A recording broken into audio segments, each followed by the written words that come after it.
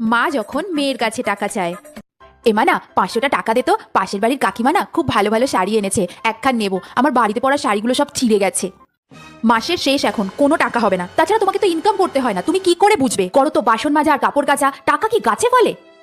বুঝেছি, তুই চা খাবি? না, যাও এখন। বল। শোন না, আজ অফিসটা একটু ম্যানেজ করবি প্লিজ, আমি না যেতে পারবো না, মায়ের শরীরটা খুব খারাপ, সব কাজ আমাকেই করতে হচ্ছে। ওকে। অফিসের প্রেশার আর খামোখা মাকে কতগুলো কথা শোনালাম। সত্যিই তো, আমাকে জন্ম দেওয়া থেকে শুরু করে বড় করা, নিজের পায়ে দাঁড় করানো, এই সমস্তটাই তো মাই করেছে। আমার ছোট থেকে ছোট প্রয়োজন মুখে বলার আগেই মা বুঝে নিয়েছে।